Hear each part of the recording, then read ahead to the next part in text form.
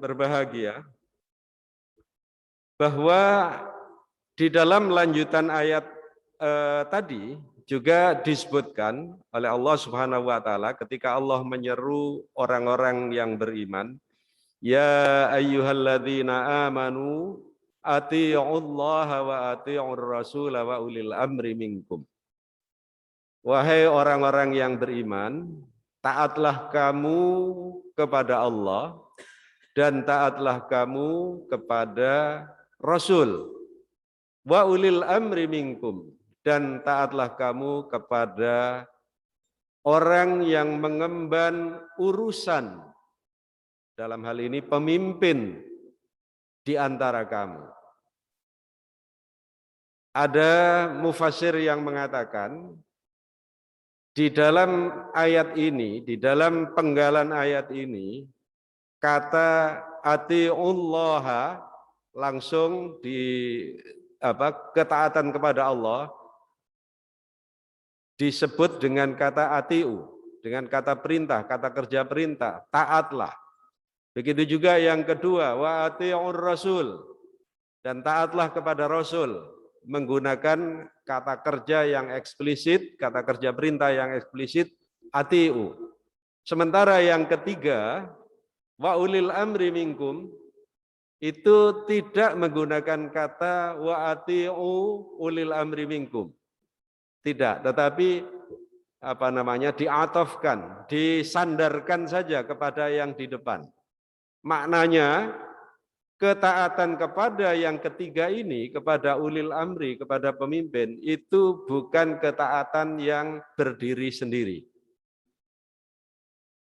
Karena hanya digantungkan dengan kata wa. Artinya harus mengikut yang di depannya tadi. Mengikut yang mana? Mengikut kepada ketaatan pada Allah dan mengikut juga pada ketaatan kepada Rasul. Sehingga para ahli tafsir mengatakan, saya kira makna yang tegas juga dari kalimat ini adalah ketaatan kepada pemimpin itu dibatasi harus bergantung kepada ketaatan kepada Allah dan ketaatan kepada Rasul. Bukan berdiri sendiri, bukan ketaatan kepada pemimpin yang tidak taat pada Allah dan tidak taat pada Rasul, bukan. Sebagian mufassir yang lain, termasuk juga mufassir dari kalangan sahabat, yaitu Abdullah bin Abbas. Jadi Abdullah bin Abbas itu adalah tokoh mufassir Al-Quran dari kalangan sahabat, yang karyanya sampai sekarang masih bisa kita temukan, karya tafsirnya, maksudnya pikiran-pikiran tafsirnya itu masih bisa kita temukan dalam kitab tafsir yang diedit oleh ulama generasi berikutnya, yaitu kitab Al-Miqbas min Tafsiri Ibni Abbas. Jadi kitab tafsir itu masih bisa kita temukan kalau Bapak Ibu mau belanja ke toko kitab. Kitabnya 1 jilid. Kenapa 1 jilid? Karena tafsirnya itu tafsir tafsir ringkas-ringkas, tidak tafsir panjang seperti Ibnu Katsir, tidak seperti Al-Mizan, Al-Munir karya Wahbah Zuhaili, tidak seperti itu. Tidak seperti Al-Azhar karya Buya Hamka yang 30 jilid itu, tidak. Jadi hanya 1 jilid karena tafsirnya itu tafsir ringkas, ya. Itu Ibnu Abbas mengatakan ulil amri itu adalah ahlu ta'atillahi azza wa jalla, yaitu orang-orang yang selalu taat kepada Allah azza wa jalla, alladzina yu'allimuna an-nasa ma'ani dinihim wa ya'muruhum bil ma'rufi wa yanhauna 'anil munkar.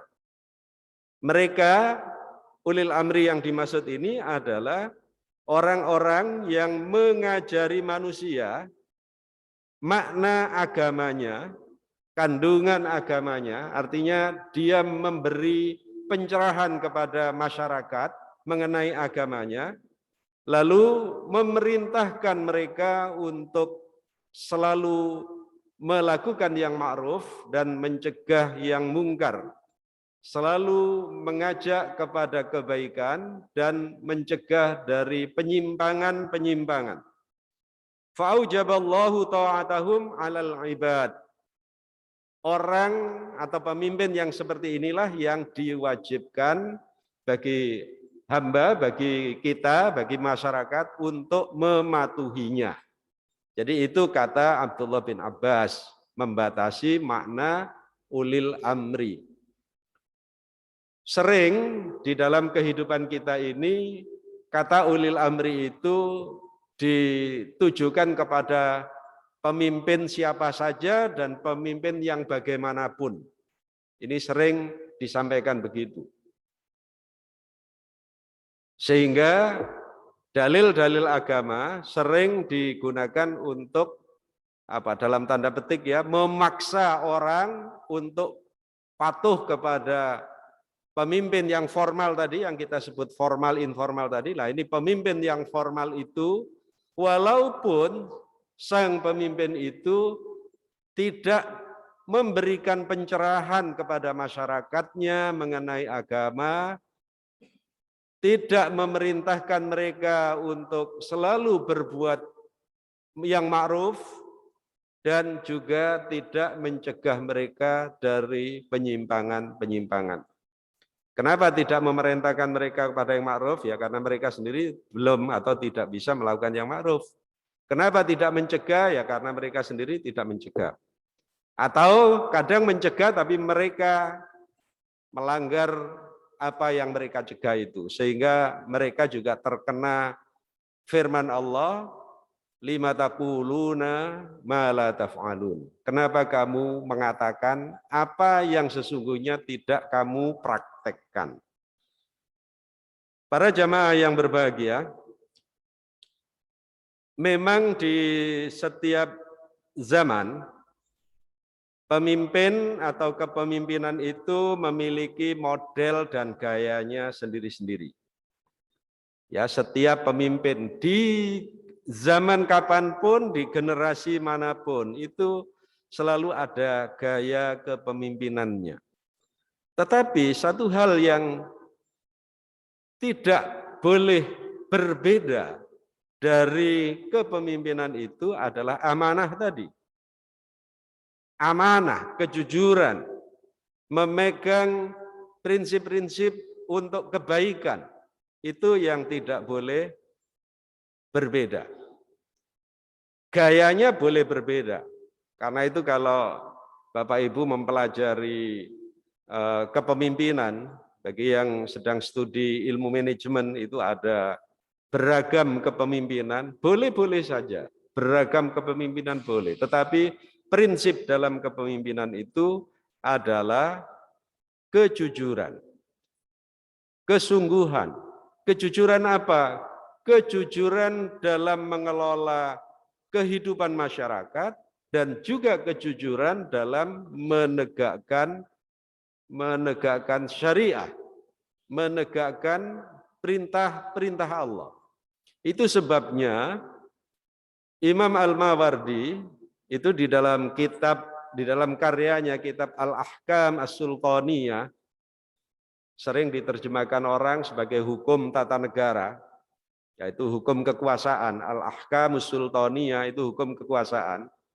Kalau bahasa sekarang hukum tata negara. Itu ketika mendefinisikan kepemimpinan, Al-Mawardi itu menyebutkan al-imamatu mawdu'atu khilafatin nubuwah fi harasatid din wa siyasatid dunya. Jadi kepemimpinan itu sesungguhnya dibuat atau diwujudkan untuk melanjutkan misi kenabian.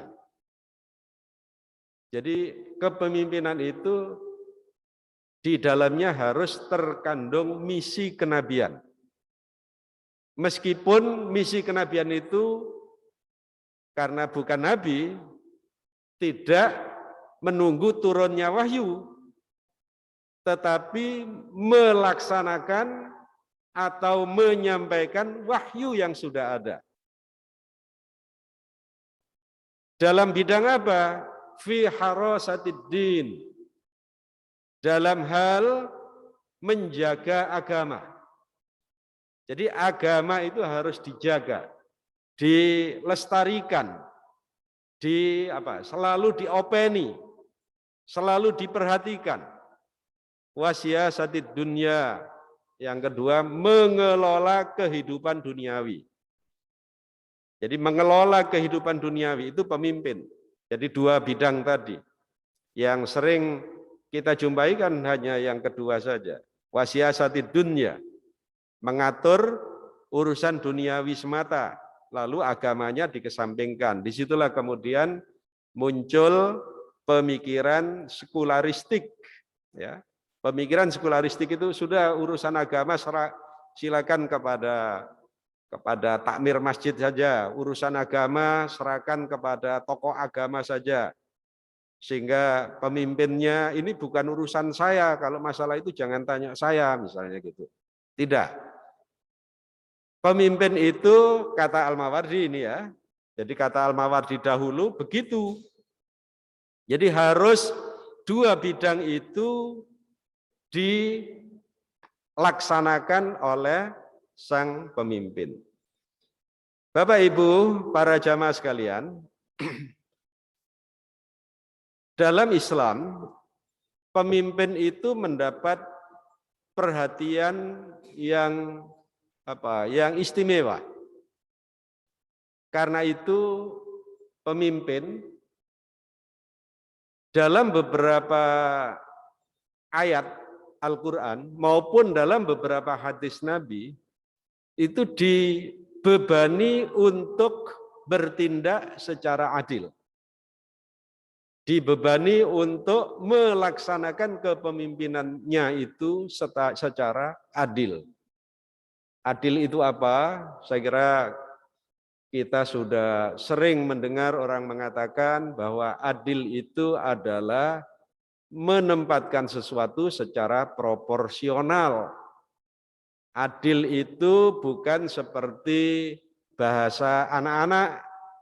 Kalau adil dalam bahasa anak-anak itu harus sama. Ya, jadi kalau ada pembagian, maka semuanya harus sama. Itu bahasa anak-anak. Tapi bahasa orang yang berpikir adil itu sebagaimana juga dinyatakan dalam Al-Quran itu harus proporsional.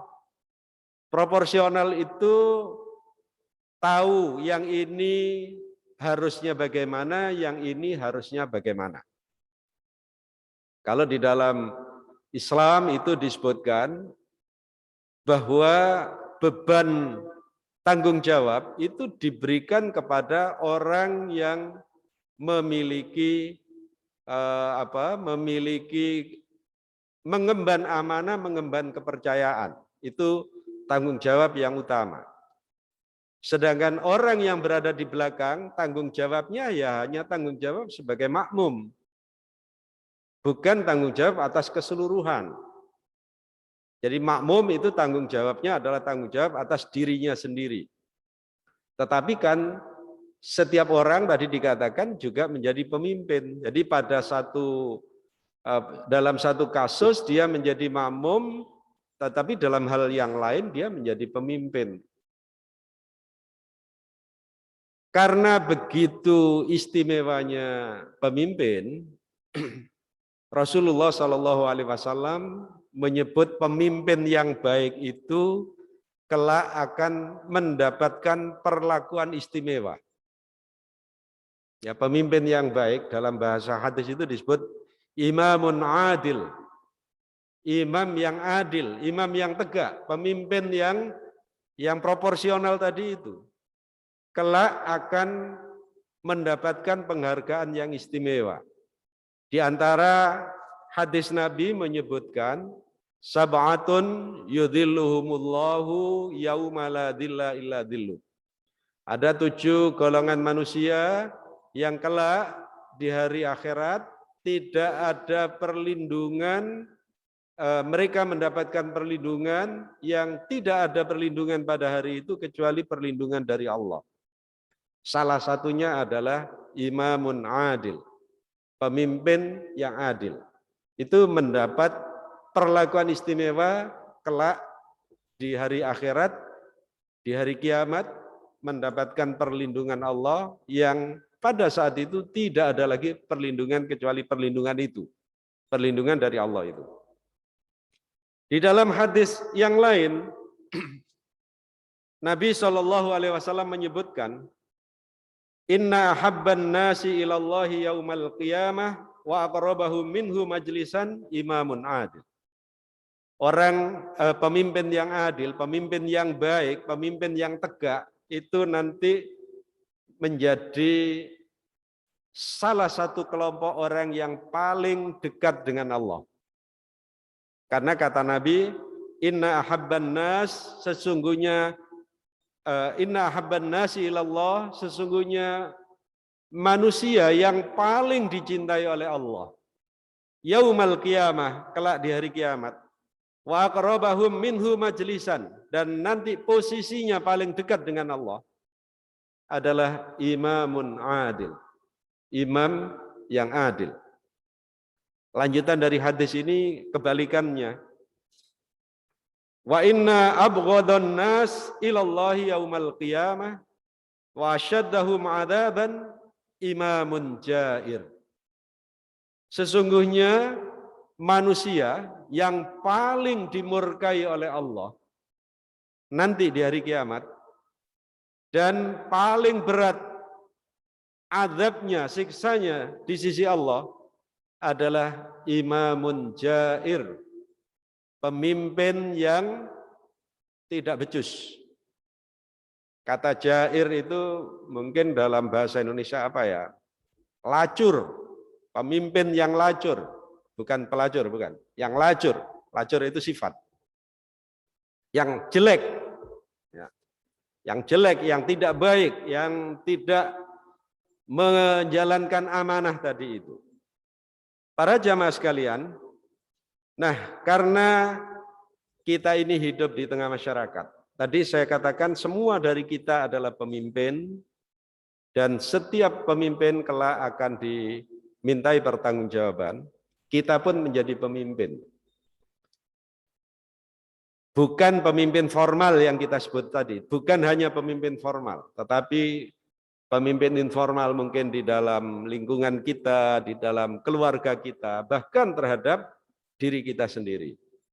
Oleh karena itu, ketika kita beraktivitas dalam hidup ini, kita harus berusaha menjalankan aktivitas hidup ini dengan sebaik-baiknya.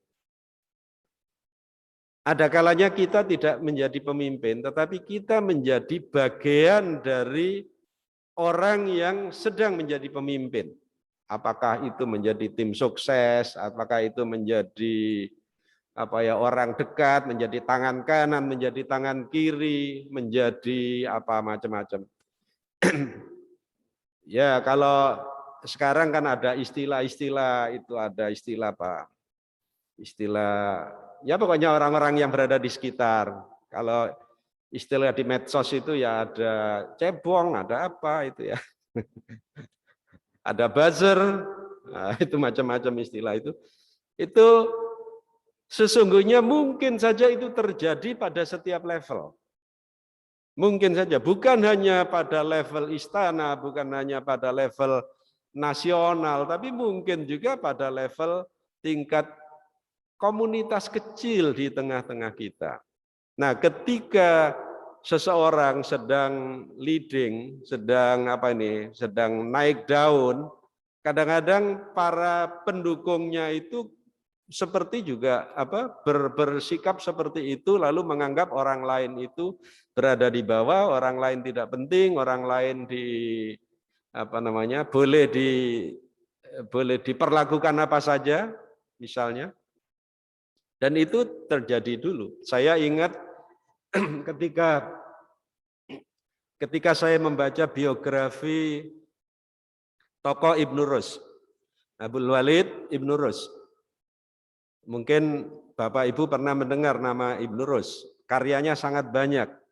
Karyanya kalau dalam bidang fikih itu Bidayatul Mujtahid wa Nihayatul Muqtasid.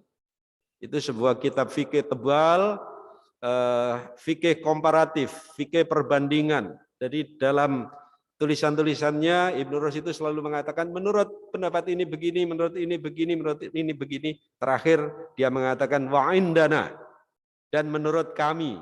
Nah, selalu mengatakan begitu. Oleh karena itu ada ahli yang menilai bahwa kitab Bidayatul Mujtahid ini adalah kitab fikih komparatif yang mungkin belum ada bandingannya. Itu ditulis di abad 12, karena Ibnu Rus itu meninggal di tahun 1196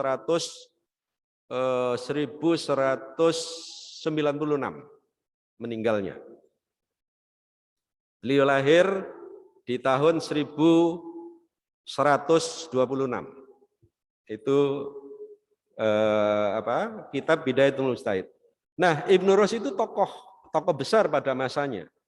Dia seorang ilmuwan, dia seorang astronom, dia seorang dokter, bukan dokter seperti dokter kita yang lulus S1 atau lulus spesialis, itu bukan. Dia dokter sungguhan pada masa dulu, ya. Dia adalah tokoh dokter yang kedua setelah Ibnu Sina. Tokoh dokter besar maksudnya. Kalau Ibnu Sina itu hidup pada abad ke-10, Ibnu Rus hidup pada abad ke-12.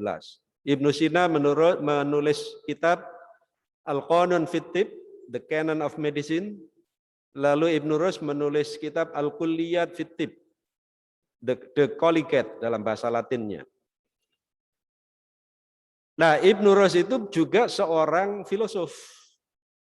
Tadi astronom, ya. Dia ahli astronomi, dia juga ahli hukum, karena dia selain menulis kitab fikih tadi, beliau juga beberapa kali menjadi hakim, dan karir tertingginya di peradilan dia menjadi qadil qudot. Kalau bahasa sekarang kira-kira menjadi hakim agung. Ya, menjadi hakim agung atau menjadi ketua Mahkamah Agung, kira-kira begitu. Jadi qadil qudot itu hakim untuk seluruh negeri. Nah, meskipun demikian, ya, meskipun dia seorang ulama besar, seorang ilmuwan, tetapi kadang-kadang ulama ilmuwan itu bisa kalah dengan orang-orang yang berada di lingkungan istana. Dan ini dialami oleh Ibnu Rus. Jadi dialami oleh Ibnu Rus ketika dia menulis sebuah kitab, namanya Al-Hayawan, The Anima. Jadi kitab tulisan Ibnu Rus tentang hewan-hewan. Salah satu poinnya, karena dia menulis itu juga memperhatikan lingkungannya. Karena dulu Ibnu Rus itu kan pernah juga pernah juga dipekerjakan oleh sultan untuk bekerja di istana. Dalam bidang apa? Dalam bidang keilmuan. Karena sang sultan itu sangat suka kepada filsafat, maka minta diajari oleh Ibnu Rus. Kemudian Ibnu Rus memperhatikan di istana itu ada taman-taman, diantaranya ada taman hewan, bukan kebun binatang, tapi taman hewan. Di sana dia melihat ada jerapah. Maka dalam kitabnya dia menyebutkan banyak hewan-hewan yang dia jumpai di istana itu. Falamma dzakara zarrafa wasafaha tsumma qala wa qad ra'aitu zarrafa inda malikil barrain. Yang dimaksud oleh Ibnu Rus tadi, ketika menulis hewan-hewan, dia melihat ada jerapah. Jerapah itu bahasa Arabnya zarrafa, Pak. Jadi bahasa Indonesia ini kira-kira mengambil dari bahasa Arab. Jadi dari kata zarrafa, milik sang raja, Ibnu Rus menyebut raja itu Malikul Barroin. Raja dua daratan. Kenapa disebut raja dua daratan? Karena penguasa Andalus dulu, wilayah kekuasaannya adalah Eropa dan Afrika Utara. Jadi dua daratan. Ibnu Rus menggambarkan sang raja itu sang sultan itu adalah Malikul Barroin, raja dua daratan. Tapi oleh orang yang dengki kepada dia baca bukan Barroin, tapi dibaca Malikul Barbar. Ini kalau saya ucapkan mungkin Bapak Ibu tidak punya gambaran ya, tapi kalau misalnya saya tuliskan itu bisa ada ilustrasinya. Jadi kalau ditulis Barroin itu ba ro ya nun. Ya, ini tulisan tangan bukan tulisan komputer ya. Ba ro ya nun. Kalau tulisan tangan itu kadang ada tulisan cepat kan ya. Jadi yang iya itu dibaca ba atau terlihat ba, yang nun itu begini, ada yang membaca itu ro, sehingga dua huruf itu tadi menjadi malapetaka bagi Ibnu Rus. Kenapa? Karena itu tadi difitnah oleh orang yang lebih dekat dengan istana tadi. Karena Ibnu Rus nulisnya dulu ketika dia masih di istana, tapi fitnah itu muncul ketika Ibnu Rus sudah di luar istana. Ya. Maka disampaikanlah, wahai raja, ini Ibnu Rus telah melakukan penghinaan kepada raja dengan menyebut raja adalah Malikul Barbar, raja barbar, raja yang tidak berperadaban. Wah, marahlah sang raja. Maka karena kemarahan raja itu Ibnu Rus diasingkan dalam penjara.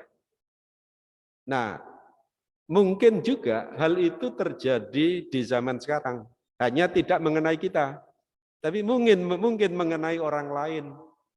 Kenapa? Karena sang raja tersinggung. Ya, di sekitar kita kan ada raja juga kan ya. Kalau raja tersinggung, itu bisa saja melakukan apa saja. Nah, kembali saya tutup pengajian ini. Judul kita tadi adalah bagaimana kita bisa berlaku adil kepada siapapun dimanapun. Itu karena tadi Nabi menyatakan kullukum ra'in. Setiap kamu adalah pemimpin, wa kullu ra'in mas'ulun an ra'iyatihi. Semuanya nanti akan dimintai pertanggungjawaban. Kita pun begitu. Kita adalah pemimpin yang kita nanti juga akan harus bertanggung jawab di hadapan Allah Subhanahu wa taala. Saya kira demikian kajian pada pagi hari ini. Enggak tahu ini pengantar atau memang pengajiannya sampai di sini. Terima kasih, kurang lebihnya saya mohon maaf barangkali ada hal-hal yang tidak tepat, saya mohon dikoreksi nanti. Aku qouli hadza wa astaghfirullah li wa lakum. Wassalamualaikum warahmatullahi wabarakatuh.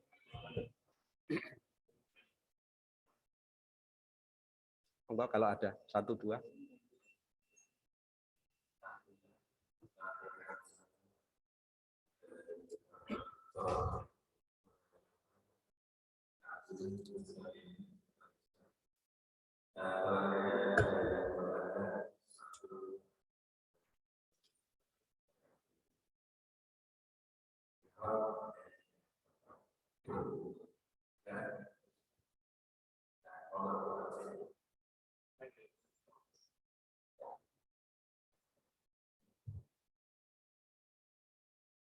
Terima kasih.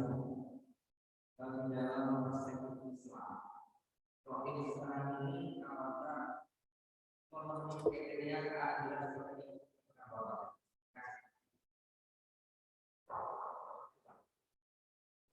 Dalam perspektif Islam, kalau ini pada zaman sekarang, apakah sudah memenuhi kriteria keadilan?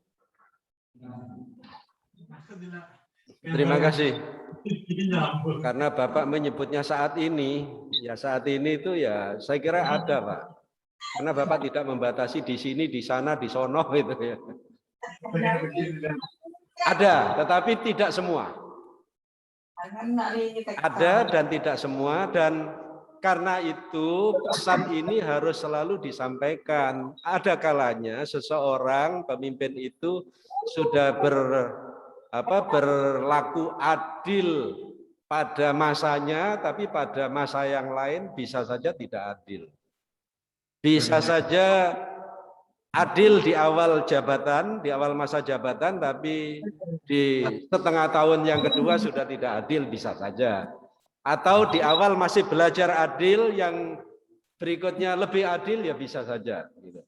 Jadi ini perlu untuk selalu dikatakan, selalu diingatkan. Karena itu pesan Al-Quran kan watawasau bil haq, saling berwasiat untuk kebaikan.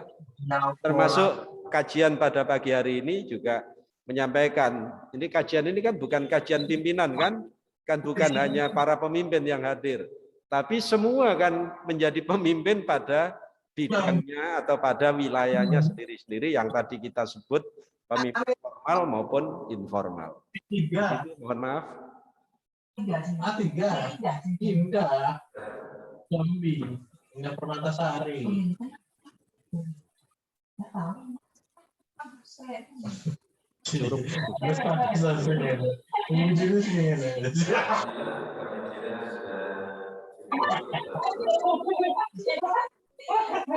Wah ini.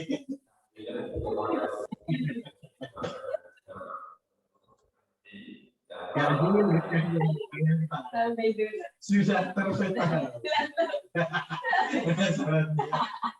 Salah jadi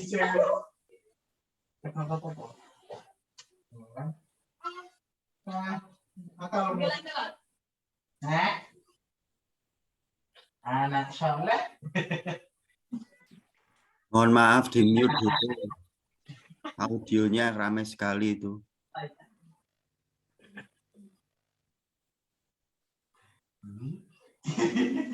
Bukan yang komen. Oh, bukan Japri kok. Enggak, ini cuma bapaknya. Iya. Kalau di Google kenapa? Astagfirullah. Ini isor-isor gitu ya kurang ya ke 1 ke 2. 500 kurang. Sosialisasi dengan grup. Terus berapa nata?